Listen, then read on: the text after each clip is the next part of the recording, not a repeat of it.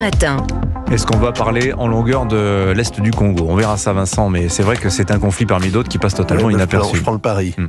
La page culture d'Europe 1 matin, Nicolas Caro, ce matin, vous avez choisi un atlas de Paris. Mais où est-il passé? C'est un atlas littéraire. Si je peux vous raconter ma vie, quand je suis monté à Paris, quand j'avais 20 ans, la première chose que j'ai fait, c'est d'aller rue Férou. Vous savez pourquoi? Parce que c'est la rue où habite Athos dans le roman.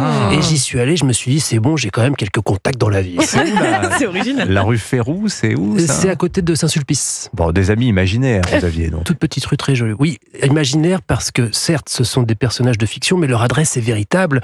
Dumas, dans cet exemple, décrit la rue Férou telle qu'elle est. Et donc voici un atlas qui donne l'adresse de tout un tas de personnages de romans. D'ailleurs, c'est le titre, à Paris, sur les pas des personnages de romans, c'est chez Autrement. Alors on y va, à chaque fois, un texte sur la page de gauche et un plan sur celle de droite. Et donc tiens, Jean-Baptiste Grenouille, le héros du parfum, on en parlait l'autre jour, on trouve l'emplacement de la boutique de Baldini, le parfumeur, il y a le local du tanneur Grimal où il vit au début du roman, le cloître Saint-Méry, la rue des Marais où il commet son premier meurtre. Il y a Cyrano évidemment, mais ça on connaît un peu trop.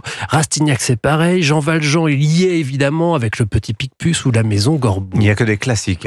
Et alors, il y a du contemporain aussi. Il y a Lucile de Françoise Sagan dans La Chamade. Il y a Adamsberg de Fred Vargas, rue du Château des Rentiers. C'est là où les meurtres de Cansor-la-Recluse commencent. Il y en a plein pour Adamsberg d'ailleurs. Vernon de Vernon Subutex, de Virginie Despentes. Le héros passe son temps à errer dans Paris. Il y a son itinéraire de la place de Clichy à l'Élysée-Montmartre en passant par Pigalle. Et puis, il y a aussi de la bande dessinée. Il y a Adèle Blanc-Sec de Tardy, là il y a le plan du Muséum d'Histoire Naturelle du Jardin des Plantes, Astérix aussi dans le Lutèce romain évidemment, ou Blake et Mortimer puisqu'ils sont à Paris dans l'affaire du collier. Il y a aussi un plan général avec les adresses non pas des personnages mais des écrivains, de Flaubert à Proust en passant par Scott et Zelda Fitzgerald qui ont vécu à Paris. Bref, on peut y passer beaucoup de temps à passer d'une page à l'autre à se balader comme ça. Il est très beau ce livre. Oui, c'est vrai, à Paris sur les pas des personnages de romans, c'est chez Autrement. Merci beaucoup Nicolas Caro.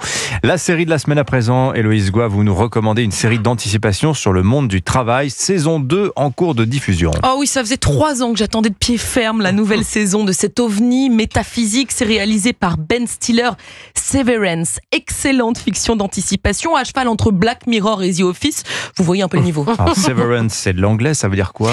Severance, c'est dissociation en français parce que les employés d'une boîte ont accepté de subir une opération du cerveau qui a pour but de dissocier leur vie pro de leur vie perso.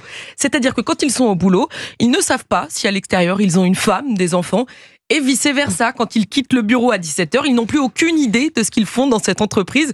En revanche, tous savent qu'ils ont accepté cette dissociation grâce à une vidéo tournée juste avant l'opération.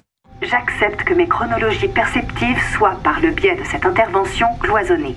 J'ai également conscience que désormais, l'accès à ma mémoire sera déterminé par l'endroit où je suis.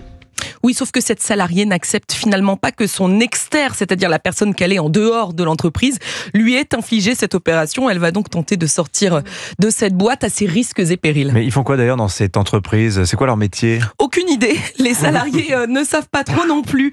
On sent juste que ça tourne autour de chiffres à trier. En tout cas, voilà comment le chef d'équipe explique les tâches à accomplir.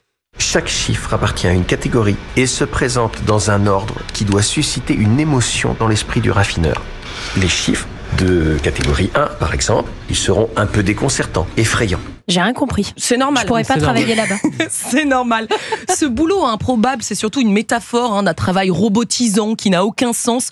Bon, peut-être qu'on en sait un petit peu plus dans la saison 2, mais je me tais. Vraiment, c'est impossible de vous parler de cette nouvelle saison sans vous spoiler la fin de la première. Voilà une série génialement glaçante. L'image épurée et symétrique nous enferme dans le cauchemar des salariés qui cherchent à s'échapper mais tournent infiniment en rond dans les couloirs de la boîte. Et même la promo est formidable. Pour teaser la saison 2, il y a quelques jours, une cage de verre a été installée dans la gare de Grand Central à New York. On y voyait les acteurs de la série, dont Adam Scott, y jouer leur propre rôle dans un décor d'open space. On est dans une mise en abîme très sympa. Severance, donc série à retrouver, c'est la série avec un cerveau scalpé sur lequel il y a un plateau de bureau à la place. C'est ça, oui, exactement. Voilà, c'est à retrouver sur Apple TV, MyCanal, la saison 2 en cours de diffusion. Merci beaucoup Héloïse Goua. Je sais pas si j'ai envie de regarder ça, moi, tiens. C'est un peu angoissant, mais c'est très bien réalisé. Mais enfin bon, vous avez l'air emballé. En tout cas, c'est l'essentiel. C'est une de mes séries préférées. Moi aussi, j'ai adoré. Merci beaucoup Nicolas, merci Héloïse, merci Vincent.